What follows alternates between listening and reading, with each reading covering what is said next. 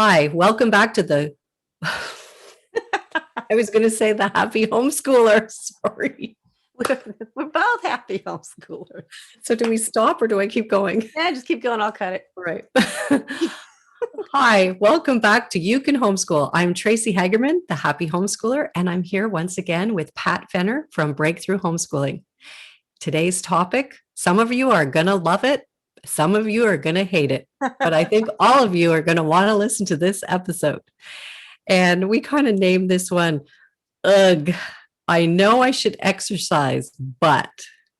So, are you one of those people who feel like, ugh, or are you one of those people who get fired up about exercise? What about you, Pat? Where do you fit on this scale? Well, first of all, I want to say anybody who's answering that question that you get fired up, please send me a DM on Instagram because I want to talk to you. How do you do it? I'm telling you, I am one of those ugh people. It is, it's the truth. And I know it's good for me. I know it's, better for my health. I know it sends a good message to my kids. I know all the intellectual stuff, and I still go ugh. And now that I'm a little older and wiser too, I have a grandchild. I want to be around for them. I'm having a great time interacting with my adult kids, which I actually put all 5 of them in that category, even though the last one's still in high school. I want to be around and have more years. And so I know the importance of it. And yet, ... And yet, ugh.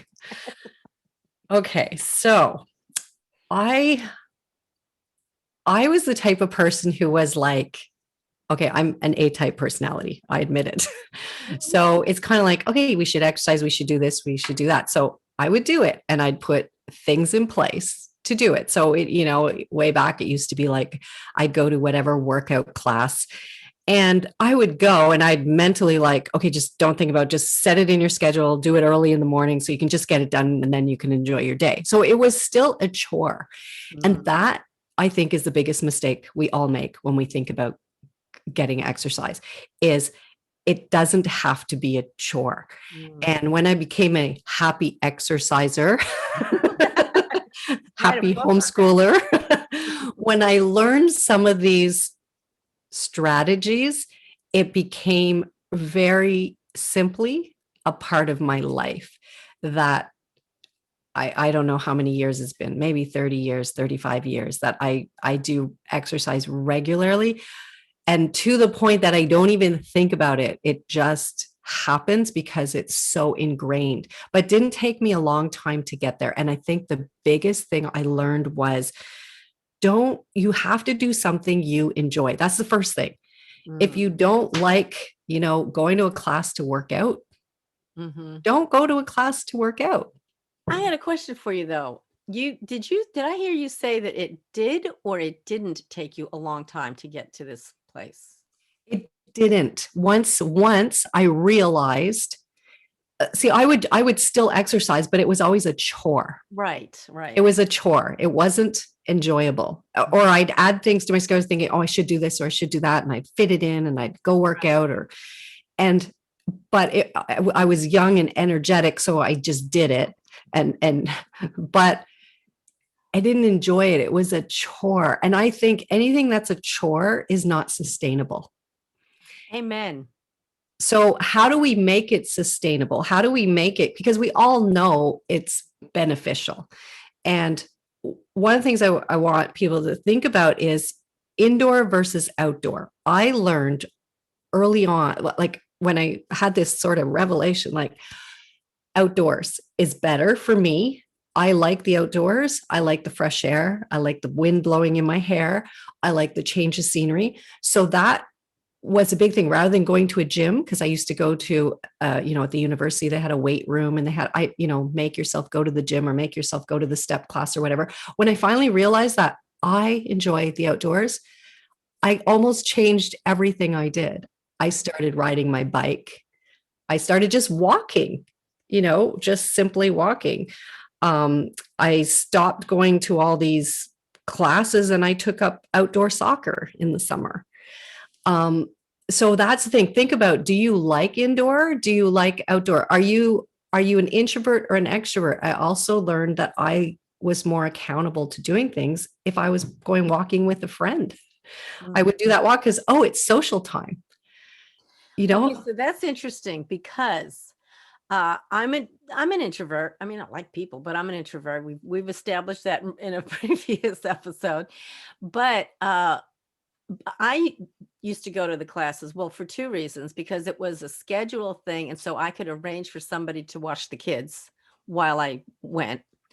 And the second reason was because it was my socialization, because there were times, even when I would take the kids to like co-op or gym class or just something at the Y, I would take them, make sure they got to where they were going, doing or whatever, and then I'd go sit in the car and like read a book or listen to a, well, it wasn't podcasts back then, it was audiobooks, or something, but I would do something just for me that was kind of quiet time or, letting me, have some time to myself.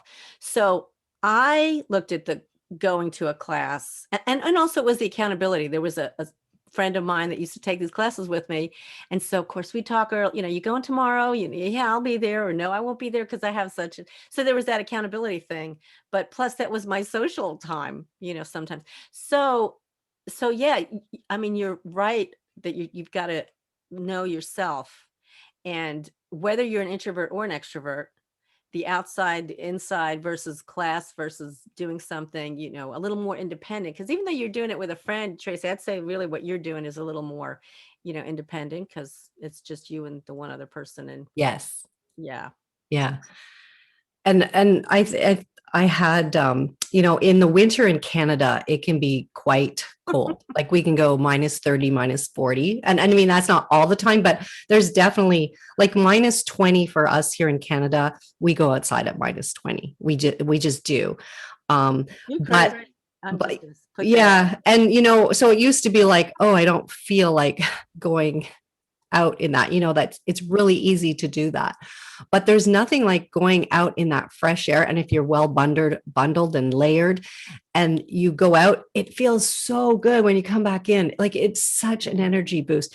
But one of the things, when my kids were really young, it's bundling them all up and that, it's more difficult. So I remember I had a friend and we would both get up in the morning to work out. But what we would do, we wouldn't work out together, but we would call each other because it was before our kids got up. So that could be a little difficult. But we both really felt great after we did it. So we'd call each other early in the morning. Are you up? Yes, I'm up. Okay, enjoy your workout. And there was that. It was that simple. I did that for maybe 2 years with that one friend. And that was just a great accountability thing that made me get out of bed because I knew it was my week to call or her week to call, and it was just every morning. But it became a habit because it was like, yeah, I'm up, and then you felt good, like, yeah, I did it and she did it. And would I've maybe stayed in bed more? Yeah, but I felt as soon as I got up and got my clothes on and got bundled and went outside, I felt wonderful.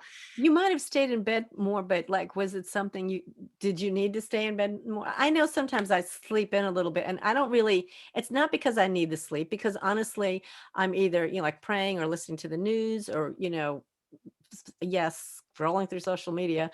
I don't really need to be doing that in bed, and I probably shouldn't be. So yeah, I think that's a much more productive slash positive way to get out up in the morning too. Well, and the other thing that I also learned about myself was that if I get up before my kids and have some mental space, our day goes so much better. My attitude's better, I have more patience, I feel more energy, just everything. So if I stayed in bed, I'd be staying in bed till one of the kids rolled out of bed or came in the room and, got into bed and snuggled in or whatever. I wouldn't and then I wouldn't have that time. So I did recognize that. So when the kids were really young, absolutely, I would get up before them, and it gave me the mental time and it gave me some exercise before my day started. And I love to start my day that way. And I would have to say, because I can hear some people, I was just talking to a homeschool mom yesterday. I can hear some people saying, but I'm not a morning person. I'd be a bear if I got up before my kids, whatever. What I would say to those people is just try it. Like, just try it. First of all, if you're not a morning person, it may mean that you're up too late at night. Because now I don't know your life, and of course there's all exceptions. Okay, I'll say I know I'm speaking generalities. Generally speaking, you may be up late at night. I mean, really look at what are you doing to keep you up so late at night that causes you to not be able to wake up in the morning. And I'm not saying that you have to become a morning person for the rest of your life, or even that you have to love it, but there are seasons. And Mm. definitely what Tracy's referring to about having the young kids at home is a season, because let me tell you, it will pass very quickly. and uh and you might have to have different strategies and do different things in different seasons.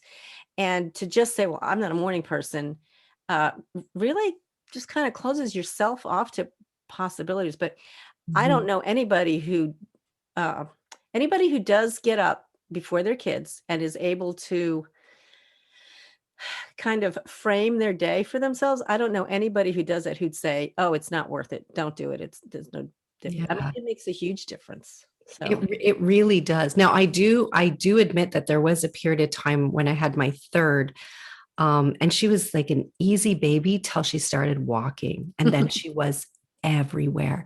And I and she didn't nap much either. She just went full steam all day, and she didn't sleep as many hours as my other two overnight. So that was one point where I thought I need my sleep. So I did, for about a 2-year period, give up that morning time. And that was really hard for me, but I realized I was losing sleep mhm. just because. So I gave up my morning time. But what I did do is at night after dinner, we would always take the kids to the park. So if my husband came with me, or even if it was like, if it was raining and nobody wanted to go, I would still go for a walk after dinner, Mm. and my husband will watch the kids. So I still found a way, but I did put it at the end of the day. So that, and then if they were going to the park, I didn't just sit on the bench. I would be on the swings. I would be playing tag with them. Whatever they were doing, I was doing. And that was the other thing I was going to mention. If you have, 4, 5, 6, 7, 8 kids, it's like, well, I don't have time, because it's true. You're homeschooling. You've got, chores and all this stuff to do, meal prep, and it's like, where do I find the time? But it's sort of like, if you're on the toboggan hill, you're going up and down the toboggan hill with your kids. You're not sitting on the bench. Now, if you have 8 kids, you might just be getting your exercise just by serving your kids all day. So I had 3. I knew I needed to go up and down the toboggan hill. Or if we went skating, I put skates on. If we were going rollerblading, whatever it was we were doing, I just did it. I wasn't See, that's necessarily. I'm sorry, I didn't mean to No, interrupt no, go ahead. you. And that's the other thing, though, that just to kind of, emphasize your point is sometimes we think we have to go to the gym, or even we have to walk with a friend. Now, yeah, there are times that you do need to get away. There are times that you do need that break or time with a friend or whatever. But the point is that the exercise aspect, which is what we're talking about today, can come in so many different kinds of forms. It can be a time for mom to have some time alone. I need to do this for myself, or I need to do this with a friend, or I need to go to a class, or I need to just close my bedroom door, or and do a program, or I need to do a program in my bedroom and the kids can play around me while I'm doing it. Like, it can be really flexible, but it's getting the movement. And it all starts with knowing yourself and who you are. It's studying yourself, just like we talk about studying our kids with their learning styles and things like that. Do that and spend some time. Just pour a cup of coffee. It doesn't have to be a long, belabored, complicated process. This afternoon, pour yourself a cup of coffee, go sit out on the deck or wherever you are, and spend a few minutes and just think about, like, what kind of types of movement do I like to do? Like, don't even think Mhm. of it in terms of exercise, Mhm. because walking is a movement, but it's also exercise. And sometimes if you frame it differently, you could, that's what, that's where the stumbling block is, you know. Yeah. And the other thing that I think happens with exercise is we go try something new and we're like, oh yeah, okay, I enjoy walking. So what do? We do that every day and we Mm. do the same route and it becomes boring so quick. And so I had this thing where I was like, okay, a different type of exercise every day. So every Monday I would walk. Every Wednesday I would cycle, like with the kids or whatever. And so let's say every Tuesday we would go to the park. Well, what I would do is let's go to a different park. So they knew Tuesdays we're going to, oh, that one's, we're going to have to walk through two neighborhoods to get to that park. Or sometimes we would drive if it was way out. Mhm. We'd drive to a different park, but then they'd play and it would be so much more fun for everybody because the environment was new again. So that two things there are, change it up. Don't do the same thing all the time. Because it does get boring and we don't want it to be boring. We want it to be energizing and a part of us. And it's just, so try different things. And then I am going to say this, if you don't plan it, it's not going to happen. Like over time, like it, for many years, I've gotten to the point where I don't even think about it. It's just, I walk or I bike or it's just part of my day. I just think, oh, okay, I'm feeling like, closed in, whatever. I just need to go for a bike ride or whatever. So it's just got there. But before I got to that point, it was okay, here's Monday. What are we doing for exercise? And it was part of our homeschool. To me, the exercise for the kids and the gross motor skills was as important as the academics. So it was scheduled in. So we knew that Monday it was, we were biking, Tuesday we were going on a walk, Wednesday we were whatever, tobogganing, whatever it is, you have to put it in your schedule because it's way too easy to say, oh, this isn't important. Mhm. And it's so important. We want our kids to be healthy. We want us to be healthy. And and putting it in the schedule doesn't necessarily make it a chore. Mhm. That's an important, going back to that mindset thing, that's an important mindset to remember, that just because it's in the schedule doesn't mean it's part of the chore. We always say, homeschooling is so much more than just the academics. Perfect example, taking care of yourself. It could be, I mean, you can consider, uh, actually, shoot, if you're going for a walk with your kids and you can talk about health related topics, and talk about the benefits of exercise, things like that, you could consider it part of, a health unit for a half a semester, or if you have a high schooler and you have to break it down by semester or credits or whatever, you got that ability as a homeschooler to make it fit and make it work so that it's not a chore. It's something that is planned in your homeschooling. And eventually, wow, you get like Tracey and you don't even think about it and you just do it. That's great. And I can think of a number of different activities you can try. Okay, so basically basic stretching. And again, when you're starting out, it doesn't have to be an hour. It can be 15 or 20 minutes. And there's so many YouTube videos and that you can do. It's like stretching for moms or whatever, and have your kids just do it with you. So it can be that simple. Just start simple and do it so that it makes you feel good inside, like you feel energy, and then let it go. Don't if you get to the end of it and you're like, oh, I'm so glad that's over, you're not going to keep it up. So You did it just too long. you did it too long. It's too long and it's too much. And it's digging into your thinking in the back of your mind. I got all this other stuff to do. It's not sustainable. So start in small snippets.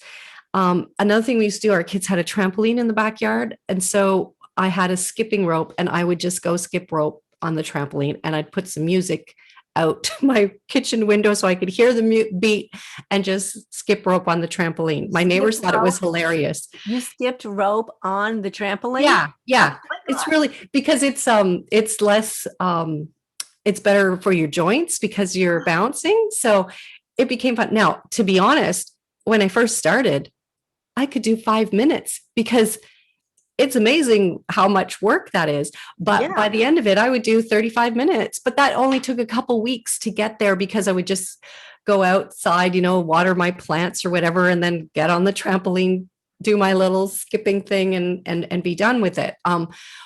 Again, another thing we would do is go fly kites.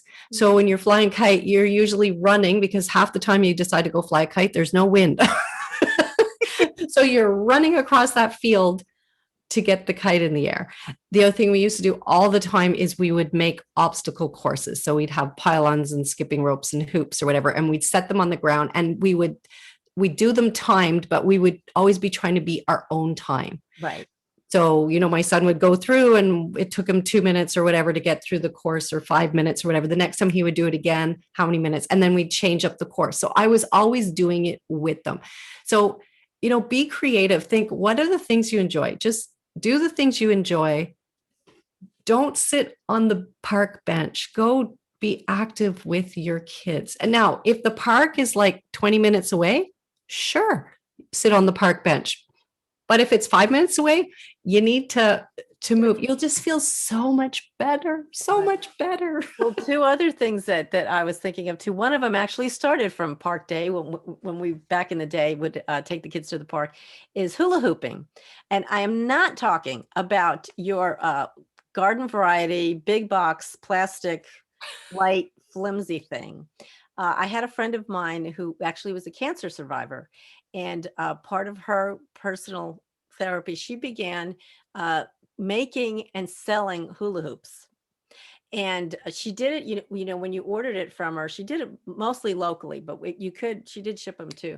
She'd ask for your height, because there's a specific height or diameter for a hula hoop that you need from your height. So these were all custom things.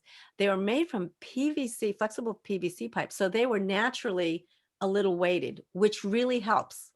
And then she covered them with different colors of electrical tape, and you could custom colorize your hula hoop.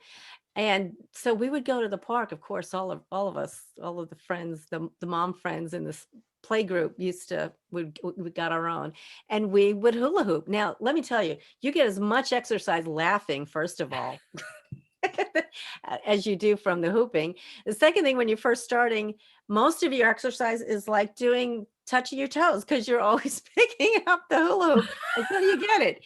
But there comes a moment when all of a sudden you can do this thing. And let me tell you, as a kid, I never could hula hoop.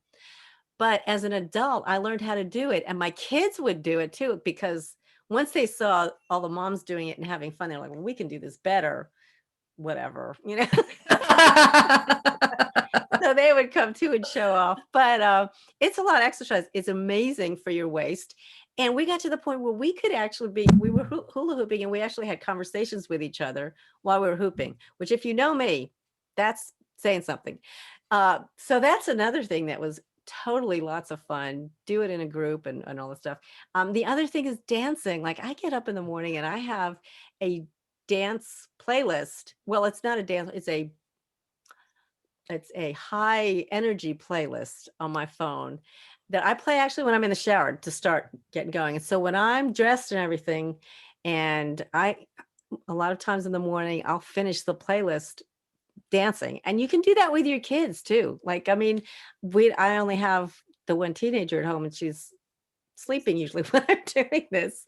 But it's a lot of fun to dance with your kids. I remember dancing with my kids, way back. And that's a great way to exercise.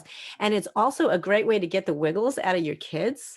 So if you're finding they're having a hard time or a harder than usual time focusing, it may not be that they need to be, using their hands or something. It may be that they just need to get the wiggles out. And so dancing together is a lot of fun. Yeah. And Zumba is a form of dance that is so much fun. And again, there's so many free videos and that on YouTube.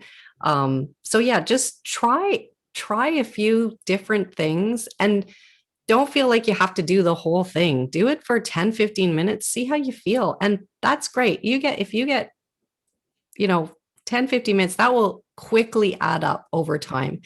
And if you're getting half an hour a day here and there, like half an hour of good exercise a day, that's awesome. And I always aim for like 6 days a week. And if you only get 3 or 4 in, fantastic. But aim high. And then if you miss a day, don't beat yourself up. Things do come up. But again, I think it's just a mode of being. Like, we eat every day, we brush our teeth every day, we exercise every day. Just make it a part of your day. Right. And that's so important, Tracey, what you said about don't beat beat up on yourself, because if you miss a day or two, don't forget there are seasons. Remember that, always remember that for yourself. There are seasons. So this may be a difficult season. And don't beat yourself up for it, because when we do that, we tend to just give up. Yeah. Oh, well, I missed a day. I can't do this anyway. Why even try? I don't know. Maybe I'm the only one who has that phrase that sometimes goes through my head. Why do I even try? Just don't even bother. No, I would do that too, Pat, because I used to take on classes and stuff of things that I thought I should do because, there's these step classes or whatever, but I really didn't enjoy them. Mm, I just did them because I should do this rather than find that enjoyment. mm, And I think that was the changing thing for me is when I said, I'm not doing anything exercise wise unless I actually enjoy it. mm. And then it was like, there's so many different things you could do Yeah. that it just, like I said, I don't even think about it anymore. It's just a part of my life. And it's a part of my kids' life. They're just so used to, we go out, we do stuff. They go out, do stuff. Yeah. So And if you're in the stage where it's not a part of your life yet and you're still trying to figure it out, uh, look at it like when you're homeschooling your kids and you're looking at curriculum, and you find math is a common thing, and the math curriculum you're using, it's not quite working, so you try another one. Now, and maybe that one might not work, so you have to try a third. But do you say to your kid, or do you even think about your kids, gee, what's wrong with you? Why can't you do that? No, you don't beat up on them. You're like, okay, well, that's not meeting your needs. Let's explore another one. Do the same thing with exercise, rather than, well, this didn't work, what's wrong with me, or I can't do it. Well, no, there's nothing wrong with anybody. That's not, you just found what doesn't work. Try something else and mhm. treat yourself with the same grace and compassion that you do your kids in a different area. That you're just exploring things, and you're working through what, it's just as important to know what doesn't work as it is what Yeah. does work. Yeah. And if you're trying something new, like recently I've taken up something called pickleball, which is becoming huge in Canada. And but I'm not sure about this. I think it's called pickleball because the person who invented it, I think that was their name, Pickle. I don't know. Somebody told me. I should check that. I did. I think that's it too, because you mentioned that a couple of weeks ago when we were talking, and I actually Googled it because I'm like, pickleball. Yeah, it's becoming huge here, especially in the pandemic when you couldn't go do a lot of stuff. It's an outdoor thing, but I've played, it was a few of my soccer friends that started playing. And I went, and I'm the worst of everybody. Like this is the thing. I love exercise, but it takes me a while to learn how to do it. Like I don't get it right away. So I just keep going back. So I've played maybe over a year now and I'm finally getting it. But it was kind of like I was going with people I enjoyed and they were all very positive because, oh, let's try something new, whatever. I just kept going back. But I don't want anyone to think like I'm this exercise guru. I'm not, but I do get a lot of exercise because I just keep going and I don't have to be an expert in anything. And when I really feel like I'm really not getting this, I'll just YouTube videos, pickleball. How do I hold the racket? I realized I hadn't been holding the racket properly for the last year. I was there last week going, okay, somebody tell me how to hold this racket because I'm so inconsistent. And I realized I had my grip wrong and I had no idea See that? difference. But again, like just try it. Try it. Go with a buddy. Just try something. You won't regret it. You'll always feel better after getting the Mhm. exercise. So And yeah. include your kids. Don't think that it's something that you have to do on your own. It just goes back to that comment about sit down, spend a few minutes, see what your needs are, see what your interests are, and the season that you're in, Mhm. and work out something, and things will change. That's okay. Yeah. Yeah. So I hope All right. we've taken the ugh out of it. Yeah, that's right. And I am going to put in the show notes. There's a friend of mine who's a homeschool blogger who has actually put together a program for homeschool moms. So if you're finding that you just need a little bit of more guidance, to get started. And she's a homeschool mom, so she gets you, she gets you. You could check that program out as well. But yeah, so I'm hoping that, as Tracey said, you found some tips or some gleaned some encouragement here from this episode, because it really is important, and to all your efforts. I mean, exercising has a lot of benefits, and it does. You will see it in your homeschooling efforts too, and the atmosphere at home, and your kids' future as well. So yeah, that's important to remember. So, all right. Well, thank you again for spending a few of your precious minutes here with us at the You Can Homeschool podcast. Please check the show notes for any links that we've mentioned. And do keep in touch with us. Tracey and I love to hear from you. There is a link in the show notes to SpeakPipe, so you can actually record a message to us, whether you'd like to see a topic that for us to talk about, or if you have feedback on a topic that we have already covered. Hey, we love to hear from you. So give us a shout out. Also in the show notes is going to be a link to our mailing list. Yes, you can get updated information or updates on when new episodes come out with the appropriate topic. And also get a series of videos with Tracey and I recorded that kind of give a little background to who we are and what we do each week as we record the You Can Homeschool podcast. So definitely check that out. And in the meantime, we will see you next week. And Tracey's going to leave you with her wonderful words of wisdom. Remember, you can homeschool and fit in lots of exercise, and you can love it. So enjoy your week. There you go. Little twist on that for this week's topic. Take care, y'all. We'll see you next week.